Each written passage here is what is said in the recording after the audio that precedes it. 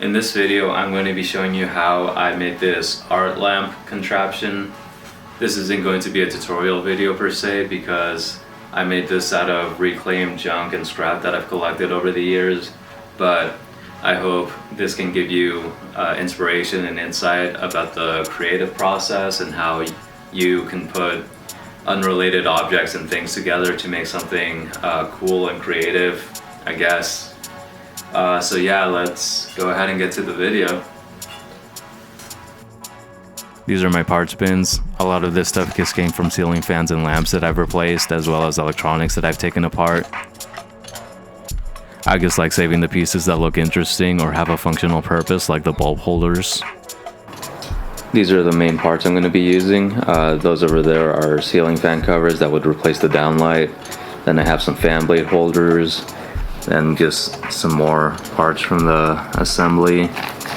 Over there I have the ceiling fan motor, and I think the centerpiece should be this mood light that I found at Goodwill for $4. What I'm going to do first is lay it out relatively how I want it to look like.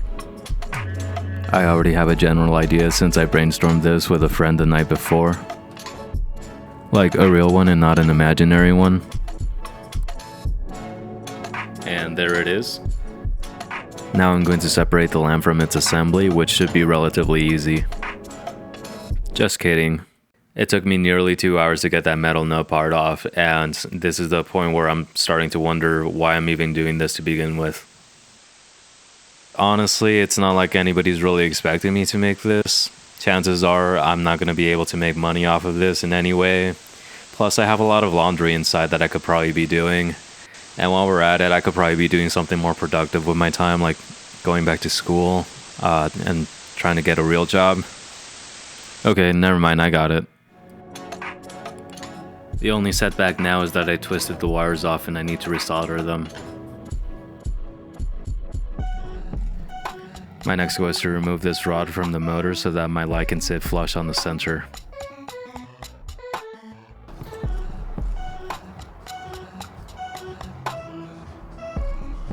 We'll go ahead and come back to the light later.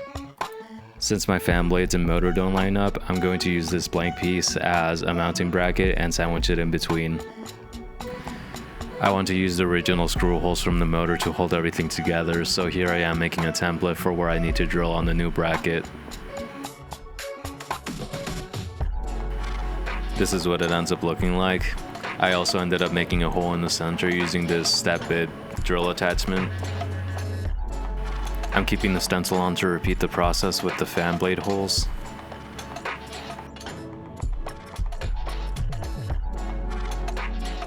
Now my holes are drilled and I can start putting it together. If you plan on doing stuff like this, I recommend that you always save your screws because you never know when you're gonna need them.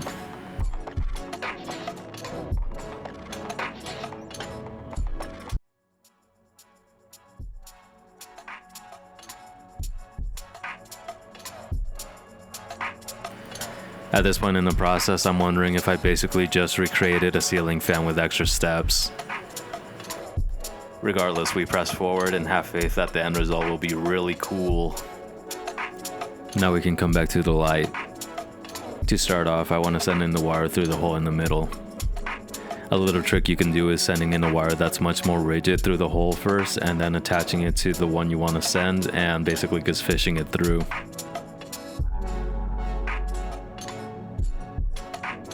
I normally don't like gluing things down, but since I don't have any hardware to keep this in place, I'm just going to use a general purpose adhesive. I was really unsure about how I was going to put this front canopy on, but crazy enough, I had this very specific set of hardware that I got from who knows where.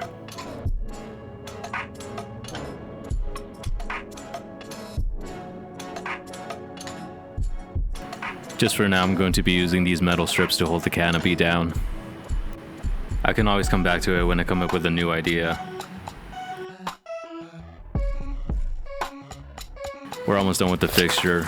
Now we just need to drill holes through these metal discs and attach them. Right here I made a fatal mistake. By holding it by the canopy, I ruined everything. But not really. If you put yourself through the creative process enough times, you'll find that going back and repeatedly fixing your work is just part of the deal. This can also be an opportunity to take notes of your mistakes and improve later on. Now we're wrapping up the fixture, and honestly the hardest part was just taking the lamp apart in the beginning. And now we can see what it looks like lit up.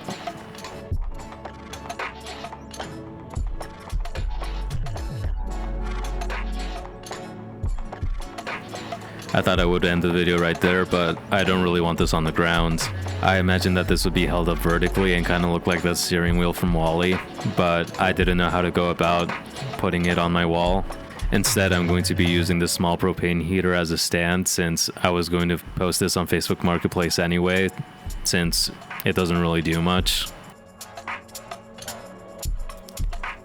After brainstorming for a little bit, I came up with an idea where I would use a secondary motor to attach through the stand, and this also serves a secondary purpose of counterbalancing the weight.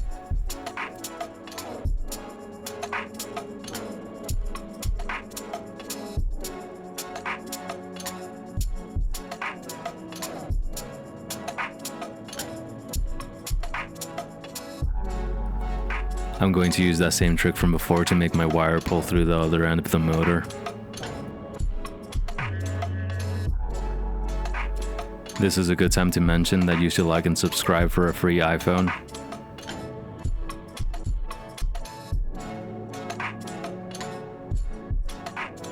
It's all working out more or less, and remember that if things don't line up, you can always just bash it with a hammer.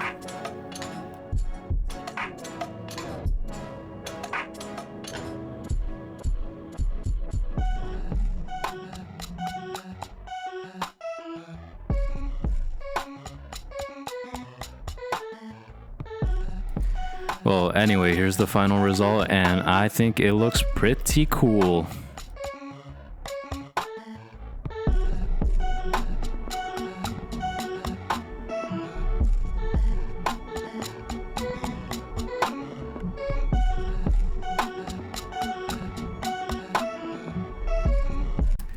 This video is sponsored by nobody, so if you like what I'm doing, then check out the fun stuff I have for sale on messyendeavor.com.